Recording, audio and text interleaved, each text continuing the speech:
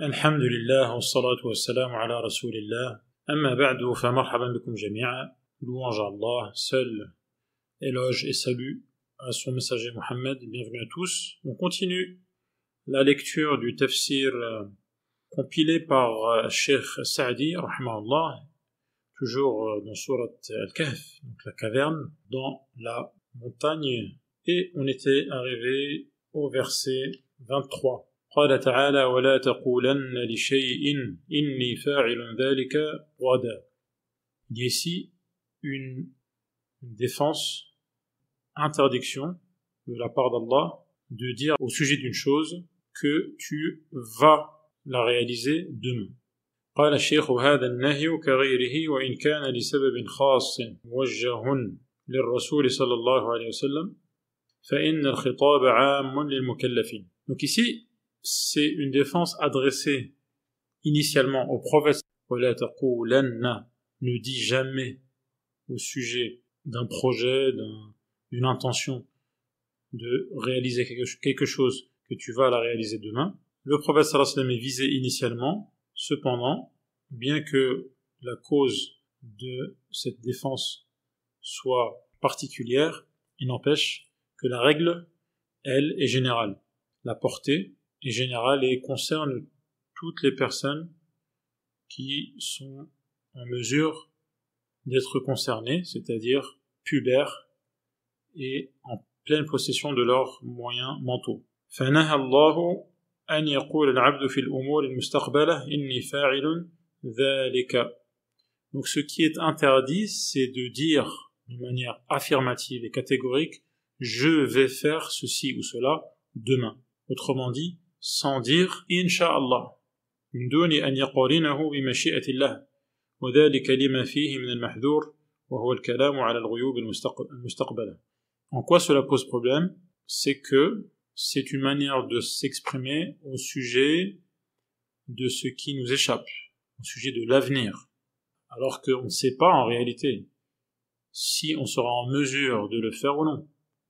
التي لا يدري هل يفعله أم لا وهل تكون أم لا. On n'en sait rien en vérité. On ne peut pas affirmer de manière catégorique « je vais faire ceci ou cela demain ». Il faut donc ajouter « Inch'Allah », c'est-à-dire si Allah le veut ou si Allah l'a voulu.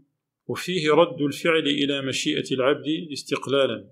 Celui qui affirme de manière catégorique qu'il va faire ceci et cela sans dire Inch'Allah, c'est une manière d'affirmer que l'être humain a une volonté qui suffit à réaliser ce qu'il veut, de manière complètement indépendante. Cela est interdit et c'est en contradiction avec la religion. Parce que c'est Allah qui possède la volonté. Rien ne peut se réaliser si ce n'est avec la volonté d'Allah.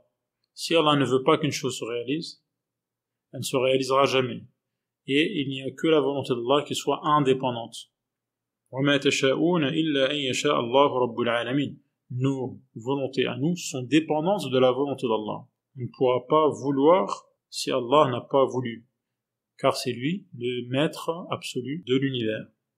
وَلِمَا فِي ذِكْرِ مَشِيئَةِ اللَّهِ مِنْ تَيْسِيرِ الْأَمْرِ. Également, lorsqu'on dit « je vais faire ceci ou cela » Inch'Allah, cela est un moyen de faciliter la réalisation de cet objectif.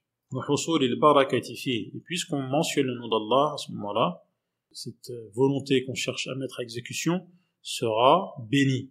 Et c'est une manière de solliciter l'aide de notre maître. ولما كان العبد بشرا لا بد أن يسهو عن ذكر المشيئة أمره الله أن يستثني بعد ذلك إذا ذكر. Vu que l'être humain est sujet à l'oubli de par sa nature, Allah lui ordonne, lorsqu'il se souvient, donc après l'oubli, lorsqu'il se rappelle, il lui ordonne de mentionner à ce moment-là la formule Inch'Allah. وَاذْكُرْ رَبَّكَ إِذَا نَسِيتَ, afin que l'objectif se réalise, l'objectif de lier l'annonce de ce qui va être réalisé au nom d'Allah et à la volonté d'Allah, et éviter ainsi donc ce qui est en contradiction avec la religion. ويؤخذ من عموم قوله واذكر ربك إذا نسيت الأمر بذكر الله عند النسيان. De manière générale, on peut tirer de ce passage وَاذْكُرْ رَبَّكَ إِذَا نَسِيتَ, lorsque tu oublies, mentionne ton Seigneur. On peut en tirer une règle générale qui est de mentionner Allah lorsqu'on oublie quelque chose. فَإِنَّهُ يُزِيلُهُ وَيُذَكِّرُ الْعَبْدِ مَا سَهَى عَنْهُ. Le fait de mentionner Allah à ce moment-là, lorsqu'on a un oubli, cela permet de dissiper cette situation, de ce trou, et cela permet de se rappeler ce qu'on cherche à se remémorer. وكذلك يؤمر الساهي الناس لذكر الله أن يذكر ربه ولا يكونن من الغافلين. Également, on peut tirer que celui qui est distrait, celui qui est dans l'insouciance ou l'oubli, il a l'ordre de se rappeler Allah et de ne pas faire partie des gens qui sont noyés dans la distraction. ولما كان العبد مفتقرا إلى الله في توفيقه للإصابة وعدم الخطأ في أقواله وأفعاله أمره الله أن يقول عسى وقل عسى أن يهديني. L'esclave, l'être humain, a besoin d'Allah. Il est dans la dépendance absolue s'il veut ou pour réussir ce qu'il cherche à entreprendre et pour éviter les erreurs, qu'il s'agisse de ce qu'il dit ou de ce qu'il fait. Il a besoin d'Allah. C'est pour cela qu'est venu l'ordre de dire Asa an yahdiyani Rabbi, qui est donc une manière d'espérer, d'exprimer son espoir qu'Allah nous mette sur la bonne voie, que le maître absolu, Rabb, le Seigneur, nous mette sur la bonne voie et nous aide à emprunter cette bonne voie et d'être encore mieux guidés. لأقرب من هذا رشدا فأمره أن يدعو الله ويرجوه ويثق به. C'est donc une formule d'invocation, c'est une prière mêlée à l'espoir et également à la confiance en Allah pour se trouver sur la bonne voie, sur le bon chemin, le chemin le plus proche du but et qui permet de l'atteindre de la manière la plus sûre. لأقرب الطرق الموصلة إلى الرشد ou الرشد وحري بعبد تكون هذه حاله ثم يبذل جهده ويستفرغ وسعه في طلب الهدى والرشد أن يوفق لذلك. Donc l'esclave qui met en œuvre ses conseils et fait tout ce qui est dans son possible et épuise ses ressources pour obtenir donc cet objectif en se trouvant sur la bonne voie, eh bien cette personne est en situation optimale, propice pour l'obtenir et pour réussir. وأن تأتيه المعونة من ربه, et pour bénéficier de l'aide de son Seigneur. وأن يسدده في جميع أموره, et donc il est en bonne condition, il est en bonne voie pour s'attirer l'aide d'Allah afin d'être sur le droit chemin dans tout ce qu'il entreprend. وَلَبِثُوا فِي كَهْفِهِمْ 300 سِنِينَ وَازْدَادُوا 9. Donc rappelez-vous, Allah a interdit à son prophète d'interroger les gens du livre وَلَا تَسْتَفْتِ فِيهِمْ مِنْهُمْ أَحَدًا, au sujet de ces jeunes, parce qu'ils n'ont pas la science suffisante qui dissipe les doutes à ce sujet. مَا نَهَاهُ اللَّهُ عَنِ اسْتِفْتَاءِ أَهْلِ الْكِتَابِ فِي شَأْنِ أَهْلِ الْكَهْفِ لِعَدَمِ عِلْمِهِمْ بِذَلِكَ وَكَانَ اللَّهُ عَالِمَ الْغَيْبِ وَالشَّهَادَةِ الْعَالِمَ بِكُلِّ شَيْءٍ أَخْبَرَهُ اللَّهُ. Puisque c'est Allah qui sait tout, que cela soit apparent ou non, eh bien c'est Allah lui-même qui a informé de la durée passée par ces jeunes dans cette caverne. وَأَنَّ عِلْمَ ذَلِكَ عِنْدَهُ وَحْدَهُ, et Allah, il n'y a que lui qui sait réellement cela. فَإِنَّهُ مِنْ غَيْبِ السَّمَاوَاتِ وَالْأَرْضِ, car cela fait partie du ghaib. Al-ghaib, c'est ce qui échappe à nos sens, c'est imperceptible. وَلِلَّهُ أَعْلَمُ بِمَا لَبِثُوا, c'est Allah qui sait donc mieux cela, vu que cela fait partie du ghaib. لَهُ غَيْبُ السَّمَاوَاتِ وَالْأَرْضِ, et ce ghaib appartient à Allah, et la science de ce qui est imperceptible pour nous appartient à Allah. غَيْبُهَا مُخْتَصٌ بِهِ, et personne d'autre n'a accès à ces connaissances. فَمَا أَخْبَرَ بِهِ عَنْهَا عَلَى أَلْسِنَةِ رُسُلِهِ, comment est-ce que on peut connaître ce ghaib que seul Allah détient par l'intermédiaire des prophètes. Donc lorsque l'information nous parvient via les prophètes, car Allah les a informés, à ce moment-là, on a accès à ces connaissances. Sinon, elles restent réservées à Allah. فَهُوَ الْحَقُّ الْيَقِينُ الَّذِي لَا يُشَكُّ فِيهِ. Et puisque c'est Allah qui en informe, il y a à ce sujet pas l'ombre d'un doute. وَمَا لَا يُطَلِعُ رُسُلَهُ عَلَيْهِ فَإِنَّ أَحَدًا مِنَ الْخَلْقِ لَا يَعْلَمُهُ وَقَوْلُهُ أَبْصِرْ بِهِ وَأَسْمِعْ تَعَجُّبْ. Il y a ici un étonnement. أَبْصِرْ بِهِ وَأَسْمِعْ. Au sujet, un étonnement d'émerveillement au sujet de la perfection d'Allah, la perfection de son ouïe et de sa vue, من كمال سمعه وبصره وإحاطتهما بالمسموعات والمبصرات, par lesquelles, ces deux qualités, il cerne absolument tout ce qui est visible et audible. بعدما أخبر بإحاطة علمه بالمعلومات, et l'information vient après celle où Allah nous affirme que sa science cerne tout ce qui est connaissable. ثم أخبر عن انفراده بالولاية العامة والخاصة. Ensuite, Allah nous informe qu'il est le seul à administrer, à prendre soin des choses d'un point de vue général et global ou d'un point de vue particulier. فهو الولي الذي يتولى تدبير جميع الكون. C'est lui donc qui régit, c'est le régent absolu de tout ce qui se passe dans cet univers. والولي لعباده المؤمنين, de manière générale, et de manière particulière, il est al-wali. Allahu waliyyu alladhina amanu, il est l'allié des croyants. Yukhrijuhum min adh-dhulumati ila an-nur, il les extirpe des ténèbres, les éloigne des ténèbres vers la lumière. Wa yuyassiruhum lil-yusra, il leur facilite la voie. Wa yujannibuhum al-usra, et il leur épargne la difficulté. Wa lihadha qala ma lahum min dunihi min wali. Voilà pourquoi Allah dit qu'ils n'ont pas d'autre allié à part lui. Le lien, c'est que dans cette histoire, l'histoire de ces jeunes, on voit bien que Allah était leur allié, qu'il ne les a pas abandonnés, qu'il a pris soin d'eux. Et c'est une règle générale. Cela ne concerne pas que ces jeunes, cela concerne tous les croyants, dont ces jeunes font partie. Et c'est une générosité de la part d'Allah, ce sont des soins particuliers par lesquels il entoure ses alliés. Et Allah n'a délégué cela à personne d'autre parmi les créatures. C'est lui-même qui a pris cela en charge.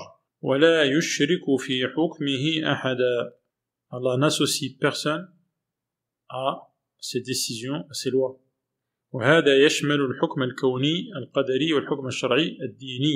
Les lois, qu'il s'agisse des lois de l'univers, les lois de sa création, et qui sont donc en lien avec le destin, ce qu'il a destiné, et ce qui va donc se réaliser de manière inéluctable, et également les lois religieuses, les lois donc juridiques. Il est le seul à fixer tout cela. فإنه الحاكم في خلقه قضاء وقدرا وخلقا وتدبيرا والحاكم فيهم بأمره ونهيه وثوابه وعقابه. Donc c'est Allah le grand juge, c'est lui qui administre ces créatures, qu'il s'agisse de ce qu'il a tracé pour eux les concernant, et qu'il a prédestiné, et qui donc aura lieu de manière inéluctable, et également concernant les règles qu'il aura fixées pour qu'elles soient suivies, les règles donc religieuses et les lois juridiques, qui incluent les ordres, les interdits, et également leurs conséquences, c'est-à-dire les punitions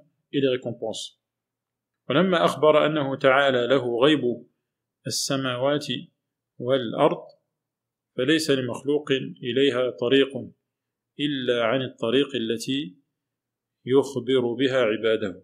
Puisqu'Allah a informé que ce qui est de l'ordre du caché, de l'invisible, tout cela, qu'il s'agisse de ce qui est contenu dans les cieux ou sur terre, tout cela appartient à Allah, et donc personne parmi les créatures ne peut avoir accès à ce domaine, si ce n'est que par l'intermédiaire de la révélation, c'est-à-dire les informations qu'Allah nous donne. Et justement, Al-Qur'an, qui est la révélation d'Allah, sa parole, وَكَانَ هَذَا الْقُرْآنُ قَدْ اشْتَمَلَ عَلَى كَثِيرٍ مِنَ الْغُيُوبِ. On lit dans le Coran de nombreuses informations au sujet de ce monde invisible. أَمَرَ تَعَالَى بِالْإِقْبَالِ عَلَيْهِ. Voilà pourquoi Allah incite à s'adonner au Coran, à lui accorder une importance capitale. فقال واتل ما أوحي إليك من كتاب ربك. Ici, il y a l'ordre de at-tilawa. Tilawa, il y a l'ittiba'. Tilawa, donc c'est pas seulement la récitation, c'est également le fait de suivre, de se conformer. ittabi' ma أوحي أو ما أوحى الله إليك بمعرفة معانيه. Conforme-toi, sois en conformité, ajuste ce que tu dis et ce que tu fais à ce livre. Comment? En cherchant déjà à comprendre ce qu'il signifie, comprendre ce que veut dire le Coran. Donc savoir ce qu'il y a dans le Coran, comprendre ce que cela veut dire, y accorder foi, lorsqu'il s'agit des informations, et s'y conformer lorsqu'il y a un ordre, donc en appliquant, ou une interdiction, donc en s'abstenant. فإنه الكتاب الجليل, car c'est le livre majestueux, grandiose, الذي لا مبدل لكلماته. Personne ne peut modifier les paroles contenues dans le Coran. لا تغير ولا تبدل. Personne ne peut les falsifier. لصدقها وعدلها, car ce sont les paroles de vérité, ce sont les paroles de justice. وبلوغها من الحسن فوق كل غاية. Ce sont les paroles qui ont atteint le degré le plus sublime de la beauté et de la grâce. وتمت كلمات ربك صدقا وعدلا فلكمالها استحال عليها التغيير والتبديل. Vu que ces paroles sont parfaites, eh bien la modification, la falsification est impossible. فلو كانت ناقصة لعرض لها ذلك أو شيء منه. Et c'est seulement si cette parole d'Allah, le Coran, c'est seulement si elle était imparfaite que la modification ou la falsification aurait pu être possible de manière totale ou partielle. وفي هذا تعظيم للقرآن في ضمنه الترغيب وفي هذا تعظيم للقرآن في ضمنه الترغيب. Bien entendu, cela est une manière de vanter les mérites du Coran et de le présenter comme étant un livre majestueux. Et cela est une manière d'inciter à prendre soin de ce livre et de s'adonner entièrement et avec énergie à ce livre. وَلَنْ تَجِدَ مِنْ دُونِهِ مُلْتَحَدًا أي لَنْ تَجِدَ مِنْ دُونِ رَبِّكَ مَلْجَأً تَلْجَأُ إِلَيْهِ وَلَا مَعَادًا تَعُودُ بِهِ. Tu ne trouveras personne d'autre pour te protéger, tu ne trouveras aucun autre refuge si ce n'est auprès d'Allah. فإذا تعين أنه وحده الملجأ لكل الأمور تعين أن يكون هو المألوه المرغوب إليه في السراء والضراء. Vu que Allah subhanahu wa ta'ala est notre seul refuge dans toutes les situations, cela implique qu'il soit le seul être qu'on a le droit d'adorer et qu'on a le droit de solliciter, que notre situation soit favorable ou défavorable.